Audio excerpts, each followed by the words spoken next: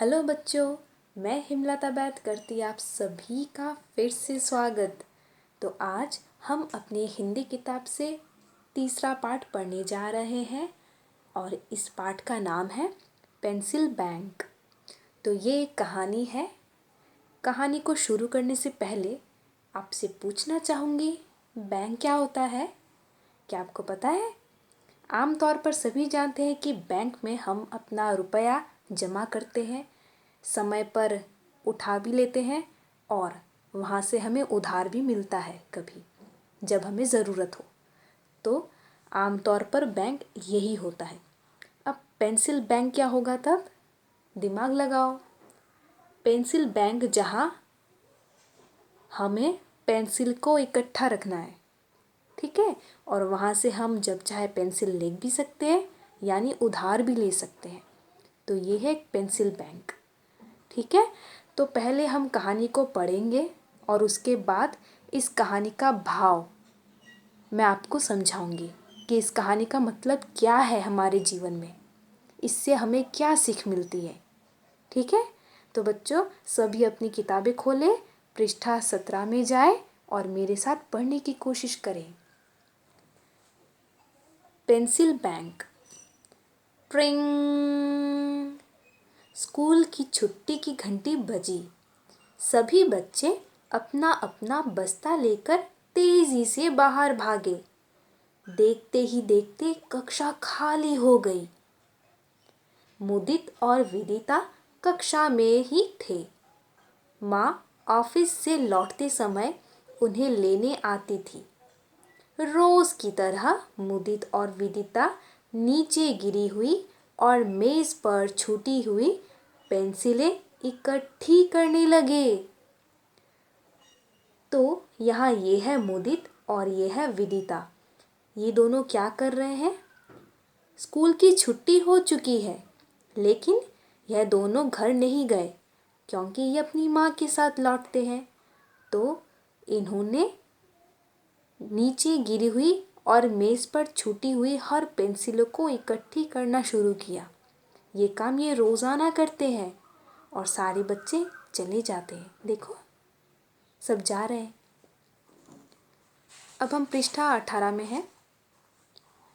तभी वहाँ किसी की सिसकियों की आवाज़ सुनाई दी। यह सिसकियों की आवाज़ कहाँ से आ रही है? सोचकर मुदित ने इधर उधर देखा। तभी उसकी नज़र कूड़ेदान पर पड़ी। उसने अंदर झांका तो हैरान रह गया। यह तो एक छोटी सी पेंसिल की आवाज़ थी। तो मुदित ने क्या देखा? एक कूड़ेदान में पेंसिल सिसकियाँ ले रही है। सिसकियाँ लेना मतलब धीमी आवाज़ में धीरे धीरे रोना। वो रो रही थी अंदर और मुदित ने उसे रोते हुए देखा कि एक पेंसिल रो रही है। इसने क्या बोला? तुम क्यों रो रही हो? पेंसिल ने अंदर से क्या जवाब दिया? मुझे अजीज ने फेंक दिया है। अब मैं किसी काम की नहीं हूँ, इसीलिए मैं रो रही हूँ। मुझे अजीज के पास रहना अच्छा लगता था। तो अब हम जानेंगे अजीज ने पेंसिल यहाँ क्यों फेंकी। इतने में माँ दोनों को लेने आ गई। कक्षा के पंखे बिजली बंद करके बच्चे माँ के साथ चल दिए। रास्ते में मुदित छोटी पेंसिल के बारे में माँ को बताने लगा।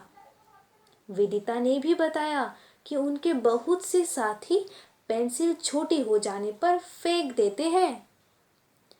इतनी सारी पेंसिलें इकट्ठी हो गई है हमारी कक्षा में, क्या करे? विदिता ने पूछा। माँ ने समझाया, अपनी कक्षा में एक पेंसिल बैंक बना लो। जिस दिन कोई बच्चा किसी कारणवश पेंसिल बॉक्स ना लाए तो बैंक से पेंसिल उधार ले ले, फिर वापस जमा कर दे। यह सुझाव सुनकर तो मुदित और विदिता की आंखों में चमक आ गई। दोनों खुश हो गए कि माँ ने हमें इतनी अच्छा सुझाव दिया है। हम क्यों ना पेंसिल बैंक बना ले अपनी कक्षा में। तो इससे हम किसी को मदद भी दे सकते हैं।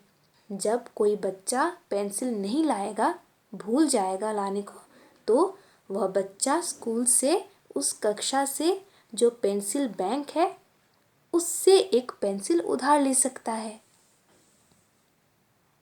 अगले दिन वे एक खाली डिब्बा स्कूल ले गए, उसमें सब पेंसिलें रख दी। एक दिन अजीज कक्षा में उदास बैठा था।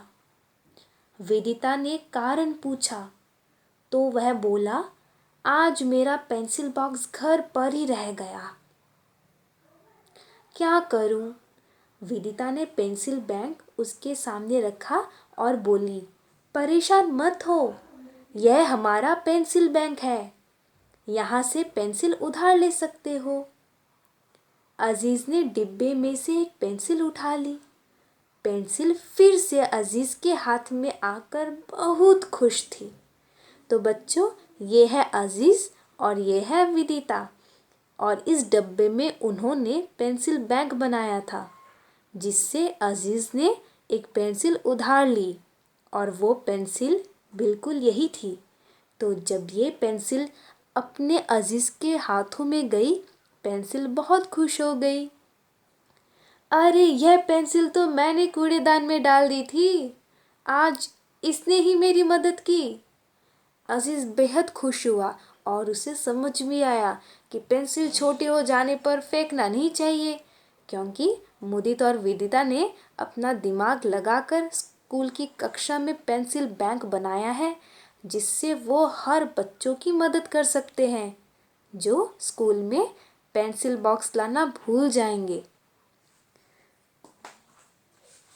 तो ये थी हमारी कहानी, और इससे हमें क्या सीख मिलती है कि ये बहुत स्वाभाविक है कि हम नई चीज़ों को लेना हमें अच्छा लगता है, हर नई चीज़ों को, है ना?